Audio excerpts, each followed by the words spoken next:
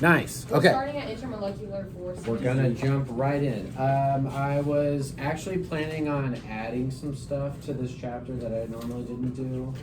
See, I don't know why you do that with us. You said it was already the hardest chapter. Decided not to, Oh. so we're not doing it. Thanks for letting me You should do finish, it guys. for 4th hour. We so were they can just get giving home. you the reasons you're playing. I already know those reasons, but thank you. So all that to say, this is actually the last slides for this chapter, That means that we're going to need about approximately 5 days of review. which means the test is gonna be next week, Friday. sometime. So it's the next time Monday. Yeah. It could be. We could do a Monday test, honestly. I think Monday test. I like it better. You guys are I'm fun. shooting for Tuesday. Oh, that's fine. So Oh. Tuesday test is Wait, good. next week? Next week. Wait, like in 2 Okay. weeks. Wait. Tuesday, February 5th or whatever. No, you're gonna What? do that February. No. Like Tuesday the 14th. Guys, today's the last lesson, and then it's just like See, but Yeah. the problem is Yeah. we don't know how to do the lessons before What this. about we do it? 5 days. More than 5 days. We do not know how to do any of the lessons before this, so I don't know why you Just think more we're going to worksheets. pass the test. You're gonna do great. What about we shoot for the 10th? What's the 10th? A Friday. Oh, yeah. I agree. Instead of the 7th. Friday's Too bad it's not a democracy. Even Wait, the Wednesday. 7th isn't a. It's a democracy if you don't show up. Yeah, that's a Sunday. I was guessing the 7th. I was just telling Goodness, them. goodness gracious! I can't do anything Go on right. strike. Anyway, Anyways. what we're talking about today is something that is related to bonding, which is what this chapter is about, but it's technically not bonding. Okay, so there are chemical bonds, obviously, ionic bonds, covalent bonds, metallic bonds, where the atoms are attracted to each other and they stay together until something like a chemical reaction rips them apart. Today we need to learn about 3 attractions that exist between molecules but are not strong enough to be considered bonds. You can break them apart without doing a chemical reaction. But they're still significant because they have a strong effect on the properties of certain materials. Okay, and so these attractions are called intermolecular forces. Okay, they're not bonds, but they're still significant enough that we care about them as chemists. Okay, and so these are the 3 attractions, aka intermolecular forces, that we are going to talk about today. Fun fact, hydrogen bonding is not a bond. But it's called a bond. Yeah, I don't know why, but it is, okay? So, you don't need to write any of this stuff. We're just going to talk about these 3 things. If only you would have said that. Wait. You literally don't need to write any of that. Well, what if we're in mid-sentence? I can't just leave it. Yeah, Bet. there's just random crap on it.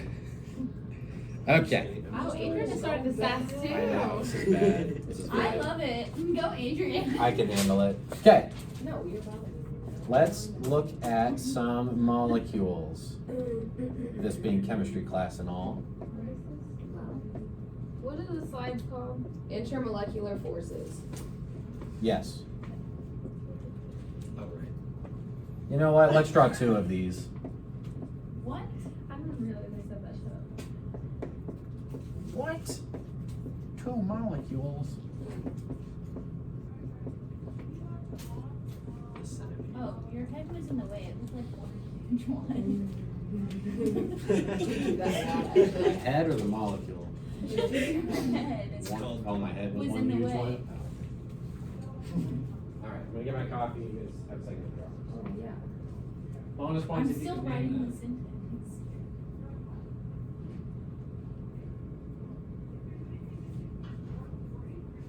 Anyone name those? Carbon and You hydrogen. haven't even had a chance to look at them. I'm still writing.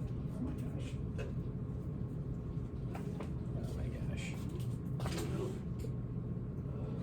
Is it like methy or something? Yeah. I was thinking more of like just the normal way. Yeah.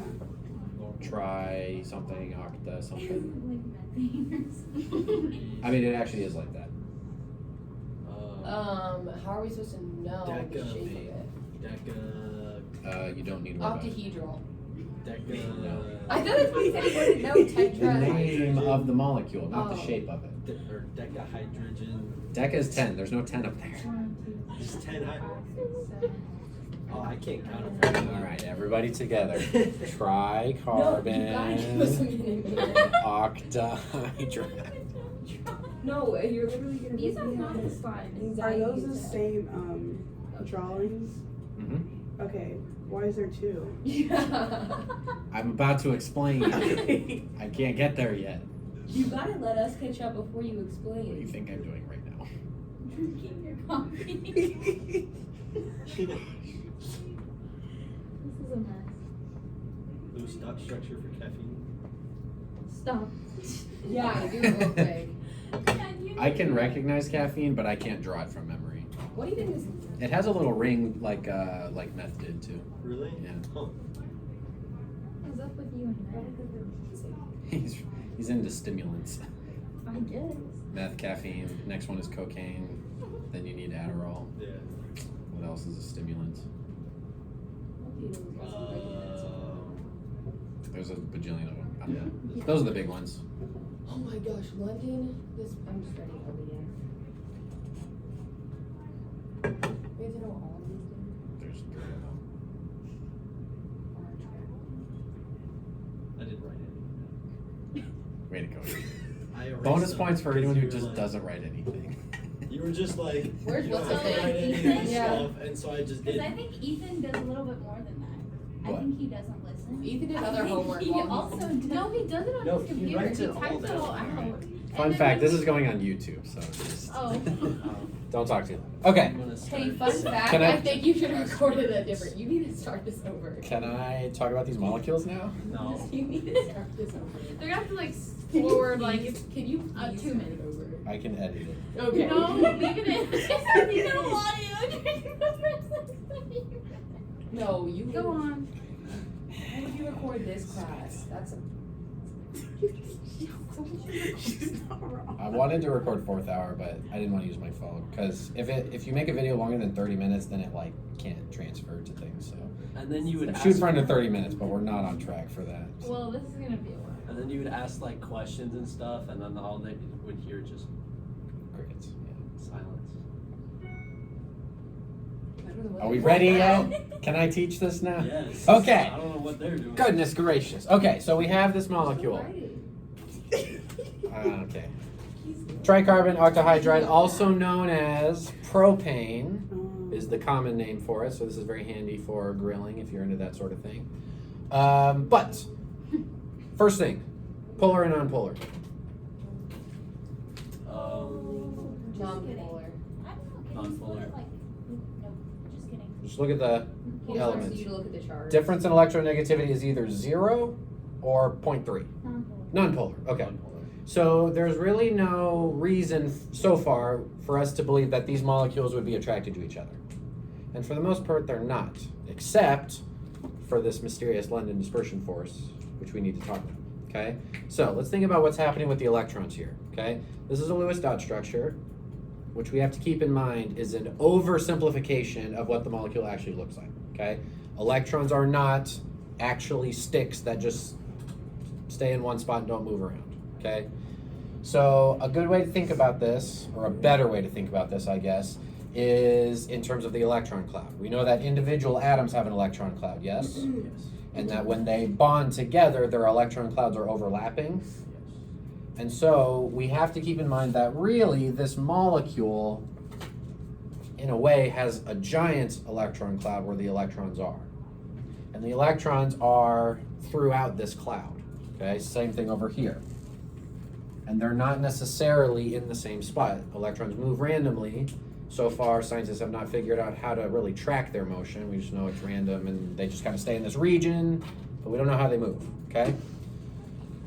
So if electrons are moving around, would it be possible that in a split second, that the electrons might end up more congregated on one side of the molecule than the other? In a split Probably. second? In a split second. Then yeah. Sure. If they're moving around randomly, there might be a split second where the electrons are not equally distributed all through the molecule, okay? So if we pause time and I have electrons more congregated on one end, what type of charge would I have in an area where there's an abundance of electrons, or more electrons than there were? What type of charge? Minus. Polar is where we're getting a very slight minus charge. Which means if I have a deficiency of electrons over here, what kind of slight charge would I have over here? Yeah, a very, very slight positive charge. Okay? Again, this is like a split second. We're like freezing time. If I have a slight positive charge over here, what do positive charges do to electrons? They steal Take them away. Attract or repel? They attract. Positive charges attract electrons. So remember, this is a very small positive charge. It's not like an ion. We're not going to steal electrons. It's not that attractive, but it's a little bit attractive. And so in this split second, we might have some more electrons move over here because they're kind of attracted to this slight positive charge in this split second. So now, what's happening over here now? Do I have charge separation? Yeah. Just a little The bit. same thing. Yeah. Just a little bit. Little negative, little positive. Okay, it's not an ion. We haven't lost any electrons, but they're just kind of shifted to one side. So, I have a positive, slight positive charge, slight negative charge near each other. Will they attract or repel? They're going to attract very slightly. Very slight attraction. That very slight attraction is called a London dispersion force. We learn because it has to do with how the electrons are dispersed through the molecule. So they're unequally dispersed for a split second, and you get this attraction. Okay. The thing is that this attraction is very weak, and it's very transient, meaning it doesn't last very long. Because once the electrons move back into place, then it goes away. And then the electrons might move to the other side. You get a London dispersion force on this end, right? So they're kind of off and on all the time, okay? And splits of fractions of a second, okay? But it's still there. Here's the interesting thing. London dispersion forces are present in all compounds, okay? At least covalent compounds, I'll just say that much. I'm not sure about ionic. But with all covalent compounds have London dispersion forces, okay? It's a momentary dipole, momentary polarity, okay? So it's there and then it's gone, okay? And so because of that, how quick it is, the attraction is not very strong, so it's a very weak force, okay? All covalent compounds have these forces between all the molecules.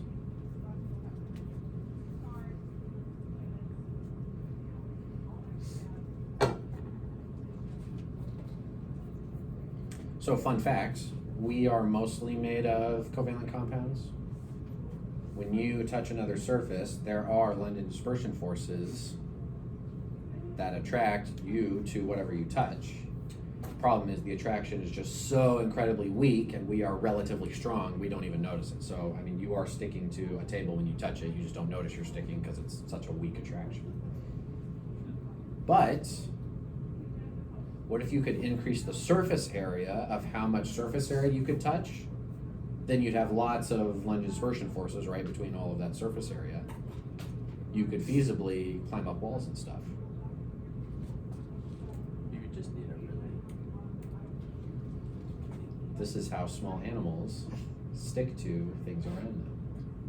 So if you were to look at so the idea here, if you look at a gecko's toes really up close, they've got all these weird little hairs and bumps and stuff. And so that gives them lots of surface area. There's lots of molecules in their skin that is touching whatever they're grabbing onto. And because they have such a high surface area on their toes and their bodies are so small, the ratio of the strength of this force relative to their weight is such that they actually stick, and then they can use that to climb around. Imagine if you could do that. Yeah, that's pretty wild. Imagine Celeste just crawling up on the wall. Yeah, I thought they just had like a different type of grit. Like they were sticky, but that they were Right. You would Like they think. were just really strong. Yeah, you'd think it's that. And if you look at their toes, they don't have anything sticky on them. It's not wet. There's nothing gluey or anything. It's literally just their skin. but because they're so lightweight and they've got these little hairs that increase the surface area, so they have more London dispersion forces happening, it's enough force where they can stick to stuff. And we can do it too, we just don't have the surface area and we're heavier, so, yeah. So would that be the same, like, reason we have fingerprints or something? A fingerprint is just you leaving oil behind, Okay. and it just, the oil's in a shape because our fingers are not smooth, so. Well, I mean, since your fingers are not smooth, is that partially helping you to the full thing? He's got all these little curves. Because it like gives us grip or traction, I guess. Yeah, there's more. Like, Yeah. surface area. Off the top of my head, I would attribute that more to friction than London dispersion forces, but I'm sure it has a factor. Yeah, I don't know how much. I skipped over something. Oh, Larger molecules will have stronger London dispersion forces than smaller molecules. Can we think of why this might be the case? well, I mean, Because they have more electrons. More electrons, and yeah, that's good. What else? Well, wouldn't just because they're larger will make like their, I don't know how to say this, like, not like the charge larger, but like, I guess the charge larger. So yeah, so we had propane like up a here. little stronger maybe. Yeah. If we had propane earlier, what if I had octane, which is 8 carbons? Right, and then there's hydrogens on all of these. Really big or larger molecule. If I have a larger molecule, is it possible that I could get electrons more congregated and more separated from each other in a split second? Yes? Yeah. So in larger molecules, it's possible to have more charge separation. It's also, you can also London dispersion force in more areas. Maybe you could have a London dispersion force here, and maybe over here, and maybe over here. So there's just more area and volume in the molecule to do that. So in general, larger molecules have stronger London So are we dispersion gonna have forces. to like calculate that out? So we're not gonna put numbers to it, Or be like, but you'll compare them. I might give you 2 molecules and say which one has stronger London dispersion forces. Something like that. The bigger one. Oh, okay. That's actually on the worksheet. So, yeah, so this is just a qualitative thing we're doing. We're not putting numbers to it. Okay, we okay with LDF? Yes. It's also named London after Fritz London, who was German, not English, but he's named London. that sounds like a. This is down. Okay, ready for the next one? Dipole interactions. We already know what a dipole is. You might have just forgotten. Yeah. What's a dipole? Occur between polar molecules or between an ion and a polar molecule. Okay. So it's related to what you said. What's a dipole? Isn't it like the Just think of attraction on one side, a bigger attraction on I don't remember. what does di mean? Polar moment. Two. It's like polar. 2 poles. Polar. What kind of poles do you think we care about right now? Dipoles. Positive and negative. So if something has a positive and negative, it's a dipole. What else? How else could we say that? If it has a positive and a negative end. Dipole, but what else do we call it? A molecule with a positive and a negative end. Magnet. Starts with a P. Polarity. Polar! Oh. It's You polar! already said that. Did you say that? No, you kept saying dipole. No, that earlier everybody was like polar. Like I don't remember dipole that. is polar. Is what everybody. Well, you're right. You are correct. Okay, a dipole is just a polar molecule. Okay, sorry. So a dipole interaction would be an interaction between Polar molecule. polar molecules. Oh, never mind. I do. Is this the water thing you did? Or one was the how it didn't mix and then it did mix? You were saying like polar Kind mixed of. with polar, non-polar. Yes. If it doesn't mix with That's not water, what this it's is. non-polar. That's not what this is. That Well, it was a kind of is. dipole? I don't remember. A polar molecule is also called a dipole. Okay. Polar molecule. Polar. Which side are the electrons being drawn toward more? Chlorine. Because? That has more electrons. No.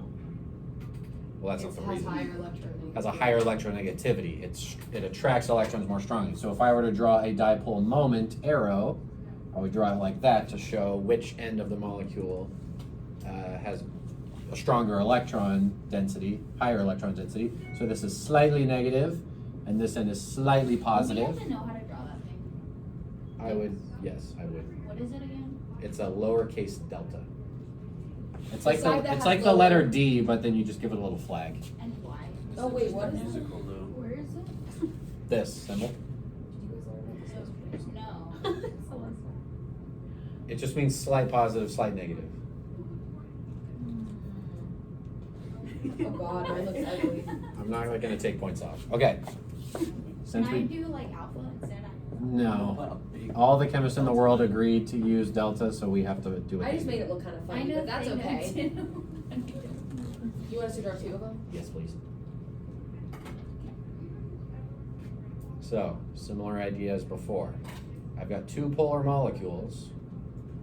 They are nearby each other. What types of poles or charges are nearby each other in the middle? Positive or negative. What do positive and negative do? They attract. They attract!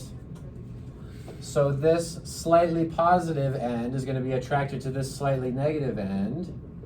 This attraction is called a dipole interaction. Wait, why again? Positive attracts to negative. Oh, like a magnet. Sure. Like a magnet. Yes, like a magnet, except that's north and south, but yeah, Sorry. you're fine. It's an electric It's magnet. the same thing. Okay. Now, question. Does this polarity, does this charge separation on hydrogen chloride, does it go away or does it stay polar? No. It goes away and like random. You mean like the split second thing again? Yeah. So like I told you like this was polar. Does it stay polar or is it Well, only polar would, for a short wouldn't amount of it? time? Because it Yeah, has no, those it stays specific electrons on it, yeah. It stays polar. Yeah. So is this a momentary attraction or is this a long-lasting attraction? Long Moment. lasting. No, long lasting. It's long-lasting because these stay polar. Because it stays polar because the Cl has the, like, they have the It electrons. has the electronegativity and it's not It going is to one, see how it's like in the little orbiting cloud? get it now. Okay. So this attraction is going to be stronger and more significant than a London dispersion force. A London dispersion force was just momentary and then goes away and then comes back, goes away, comes back, goes away. This is always there. Now, this is not a chemical bond. These are not going to be bonded together and stay together So what like a bond. breaks them apart? So literally if you had, like if you just had like a bottle of this and you shook the bottle, it would break them apart and they would go around each other. So what about if you like start drinking it? Will it stay together? I don't know what drinking it has to do with anything. Like shaking it around will break this apart. If you heated it up, Like moving it. yes, She meant like taking some away, I think. sure. Yeah. Yeah, they would just come apart. Yeah. If you heated it up and boiled this, and they had energy, they're vibrating, boiling them, they would fly apart. Okay, whereas the bonds, you can't boil bonds apart. You have to do a reaction to do that. But agitation, moving it around, or boiling, or something like that will break this. Okay, so it's an attraction. It's there, but it's not a bond. Okay, it's not permanent. Okay, a similar thing can happen between a polar molecule and an ion.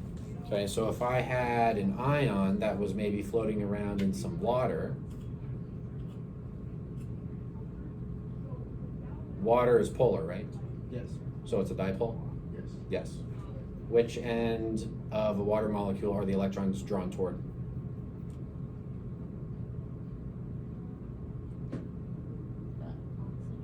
The oxygen. Why? Because it Has a higher electronegativity. So the dipole moment on the water molecule looks kind of like that, if I put it off to the side. Okay? Obviously this copper atom is charged, positive, and so it's going to be attracted to the negative end of the water molecules. And so if I have these water molecules nearby, they're going to arrange themselves so that the negative ends are a little closer to the copper. Wait, what? Right? Whereas if I had some other sort of ion, like a chloride, water will be attracted to the chloride, but it'll be flipped around. The hydrogen ends will be more attracted. Well, I can't draw this. Kind of like this.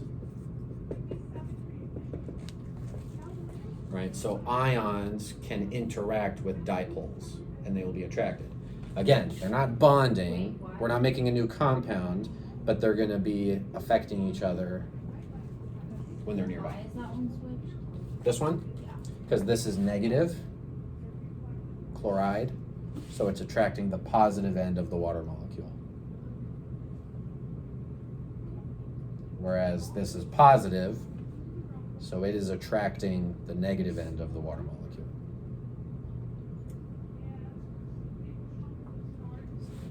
So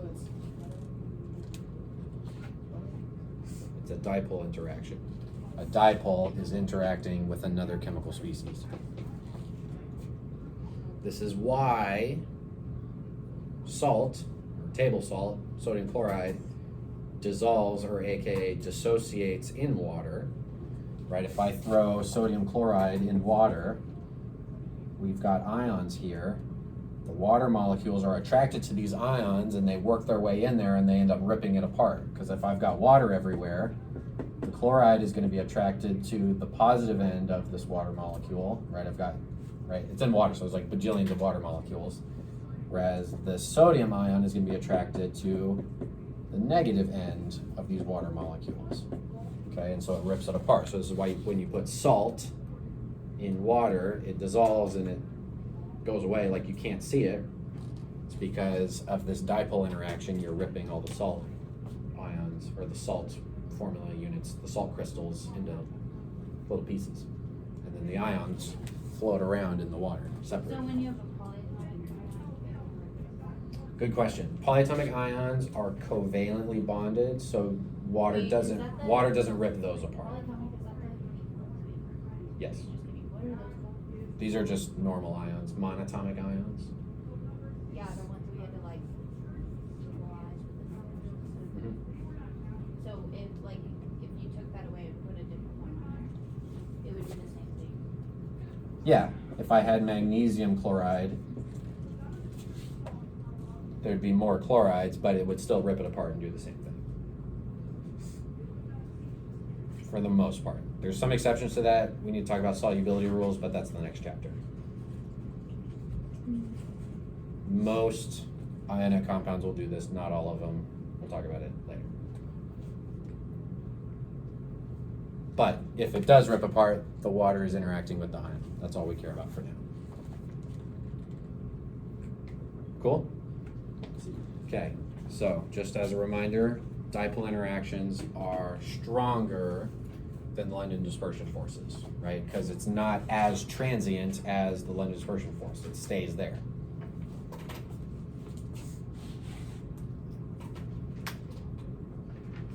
Cool? Okay. Ready for the last one?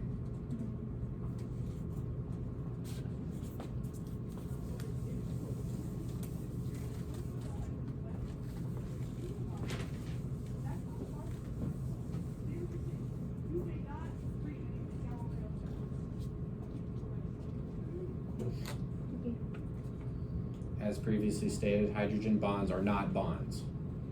They're intermolecular forces, but it's not a bond. I don't know why someone named it that, but it's not.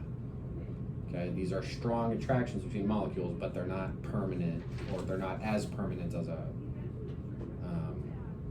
bond. Yes, thank you. Okay, so here's all the words. Let me explain what I mean by this. Okay, in order to have a hydrogen bond, you have to have a very specific arrangement of atoms.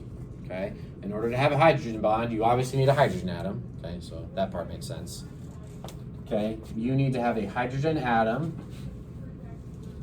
bonded to some highly electronegative atom, aka NO or F. It needs to be bonded to one of those. And it has to be nearby another one of those highly electronegative atoms on some other molecule. And I'll explain how this works. Okay? So, for example, let's say we have water and formaldehyde.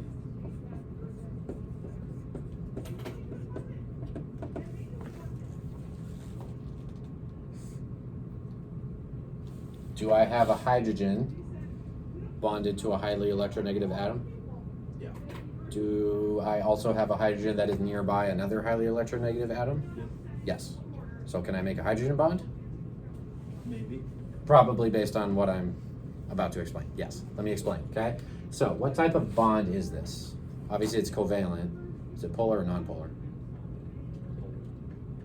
Probably polar, right? We know water's polar. So this bond is polar, which means we have a slight negative charge over here, slight positive charge over here. Yeah? Yep. And then over here, we have an atom that is highly electronegative. And so it attracts electrons to it. There's probably a lot of electrons around here. Okay? And this happens to be a polar bond. Okay, but this atom is highly electronegative. Notice what's happening here. I have a slight negative charge, nearby a slight positive charge, and this slight positive charge is not going away. It's part of a polar bond, and so it's not going away. So we will have a relatively strong attraction across those two molecules. It's not a chemical bond, but it's a very significant attraction that affects the properties of these two materials that might be mixed together. And we'll talk about how it affects them, but this is what a hydrogen bond is. Wait, what?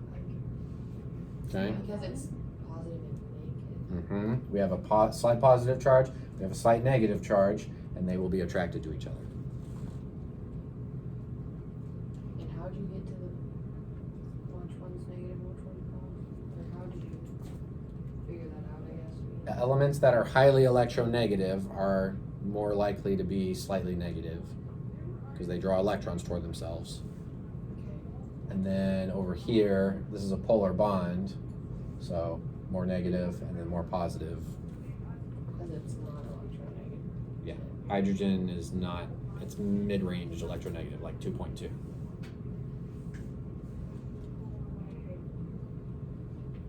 You see that? Let's try another one. What if I had water and ammonia?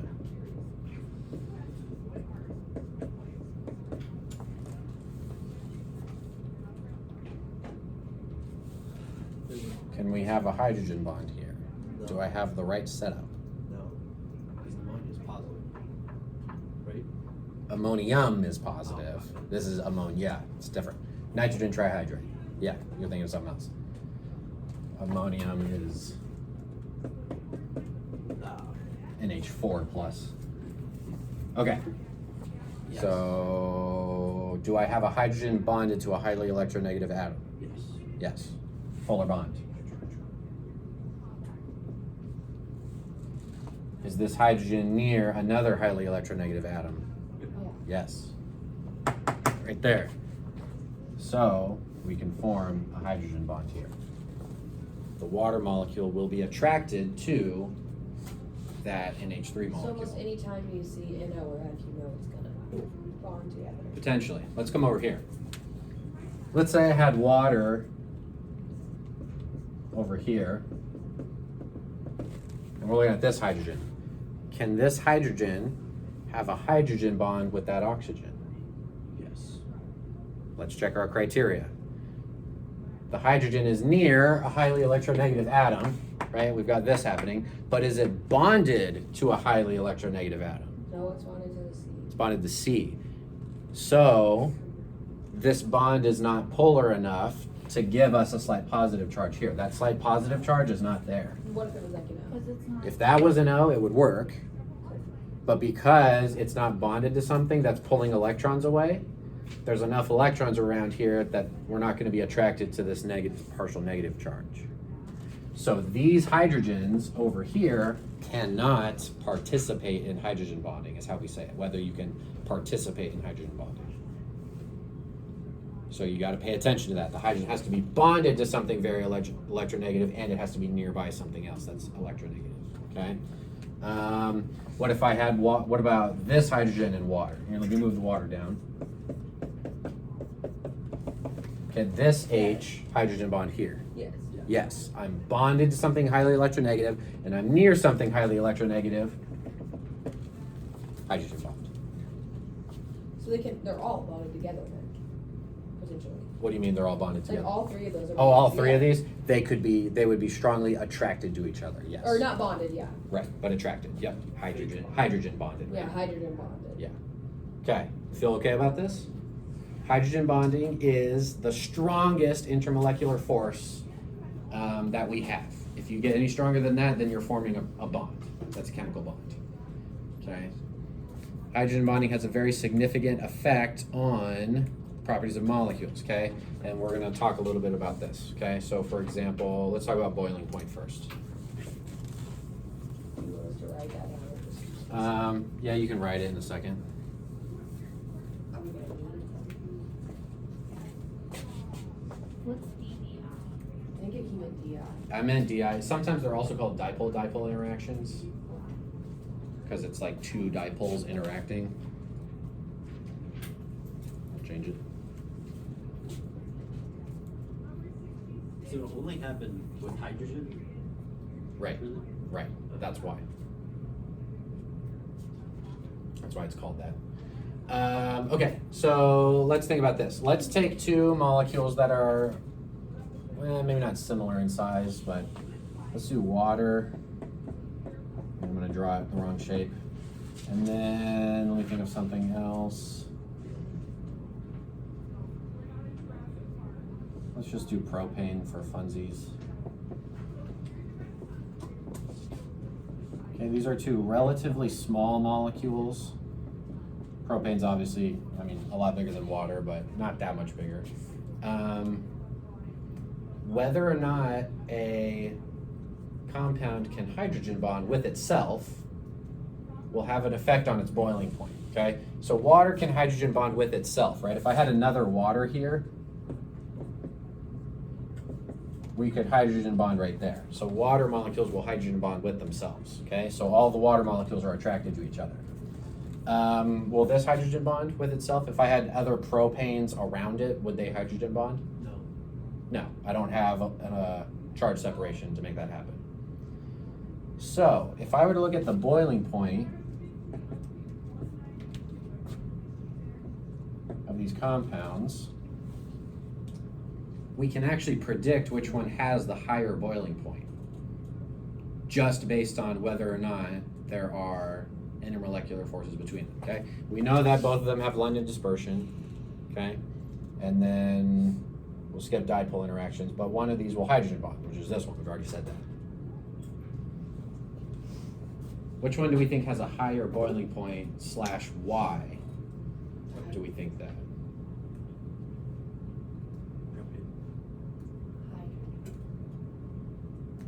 So if I told you that water has a higher boiling point than propane, aka you need a higher temperature to boil this material than this material, Well, if it's the can we make sense of why that would be the case? Because it's a stronger bond, so. Stronger bond, okay? So what does this have to do with boiling? It's a larger, I don't know.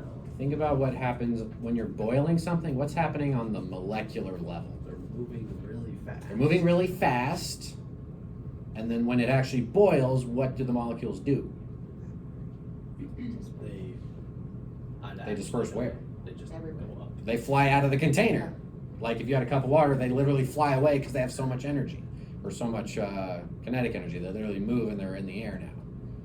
So in order to go from a liquid to a gas, the molecules have to separate from each other, right?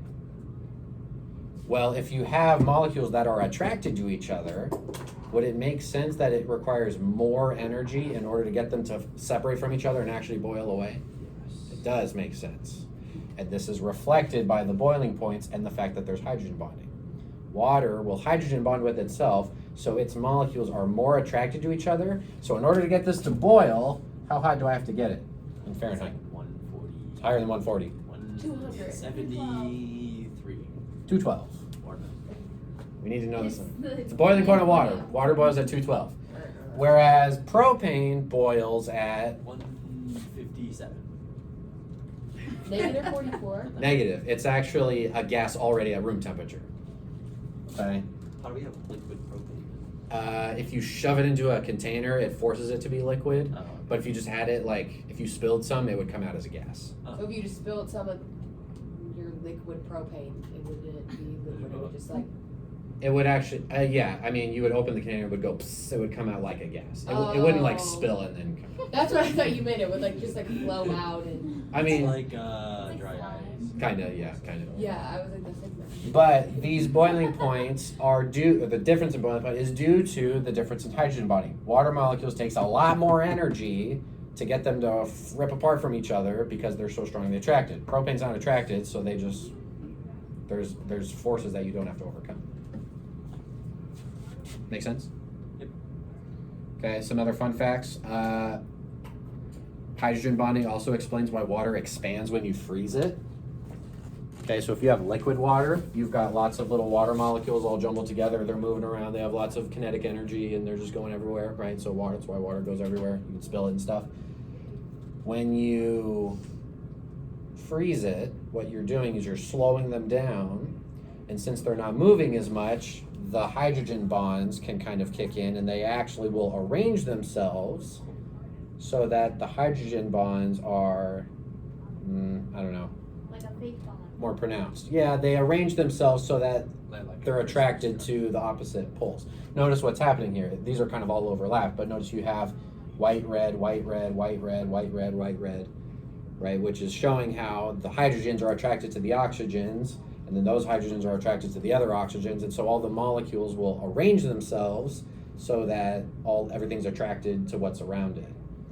But in order to have this arrangement, they kind of have to spread out from each other, and so you get a larger volume because of these attractions line everything up, and so this is why ice has a certain amount of ice will have a greater volume than the same amount of molecules as a liquid. It's because of these hydrogen bonds. If there were no hydrogen bonds, they would be able to get closer together, and you just have solid ice, whatever. Okay. Another fun fact is that there's actually a lot of different ways to arrange the water molecules. Notice how you still have red, white, red, white, red, white, right? They're still hydrogen bonding with each other, but they're arranged different ways. There's actually different types of ice. There's like 20 of them, and it just has to do with how the water molecules are arranged. So it's kind of a side note, but kind of a weird thing. There's actually more than one type of ice, and it's based on how the molecules are arranged. Yes. Let me get to Adrian first. So I know you can like stop like with a bunch of pressure. You can stop water from expanding or like Sure. ice. Like what does it do in that? Like liquid water? Yeah. If you apply enough pressure to liquid water, it will freeze it. You will push it together so hard that you'll make it become a solid. I know that's a thing, and I have a diagram that'll show that to you. So what? What about dry ice? Dry ice is carbon dioxide. It's actually not water. Yeah. So what about it? Really cold. I don't know. Sorry. So what about it? Dry ice is frozen carbon dioxide. And so in order to get carbon dioxide to be a solid, you have to get it like stupid cold, being like negative 200 something.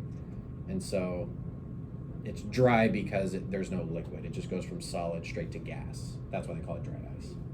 But it's not actually water. Yes.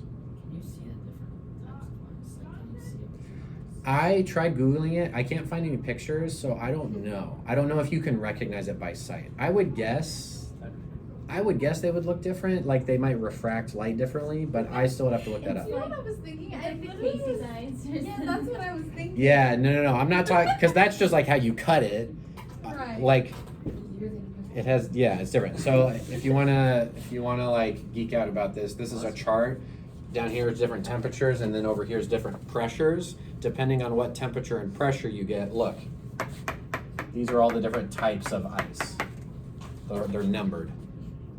And so here, if you're like at, so room temp is right here, Adrian, and then normal, so this red line is atmospheric pressure, right? So room temperature, atmospheric pressure, liquid, right? Liquid water. If you just go same temperature but really high pressure to like 1,000,000 times atmospheric pressure, it just forces it into the solid region. Oh, that's actually pretty cool. So lots of weird stuff. Forces it to stop or slow down. Can we have our worksheet? Yeah, you're like compacting them together. That we're gonna leave. But if it expands Give me 1 sec. when it freezes and it becomes ice with the pressure that you're pushing it in, how does that? It won't expand. That's a good question. The ice that we eat and stuff is probably this one, is this ice right here. This is a different type of ice. Maybe this one doesn't expand? I'm pretty sure, because that's what I don't know. Yeah, that's a good question. saw. Yeah. Or I'm not saw, but 'Cause, that's yeah. what I was reading about, was like you can stop the expansion of ice at a certain pressure. Right, and it's probably because it's a different type of ice. It's ice 7 versus ice 1H. Kind of freaky. Last thing I want to mention. Hydrogen bonding is what causes things to be sticky. Viscosity? Oh. Also viscosity, but it causes it to be, we know honey is sticky, right? It sticks to your hands, but it's not forming a bond with your hands. If I showed you the sugar molecules in honey, does this look like a good opportunity for hydrogen bonding? Yeah, we've got a bajillion hydrogens bonded to oxygens all around each other, and so the molecules are really attracted, and they're so attracted that when you touch it, it's attracted to your finger, so it sticks. That's why it's literally sticky, is because of this. It's an electric attraction. Yeah. So like when you think about glue and stuff, there's other ways to make something sticky, but this is one of the ways you can make something sticky. So it's like attracting your Yeah, literally. Which is why it's Rise. sticky. Yeah. It's weird how it's like, Why does your hands charge? huh? Your hand doesn't have to be charged. Why does it You have to go back to London dispersion forces for that. Yeah. Because it's weird. Cool? Yes. All right. The next slide is just summarizing, so be sure to look at that, and we're good. Worksheet. Yay, worksheet. So,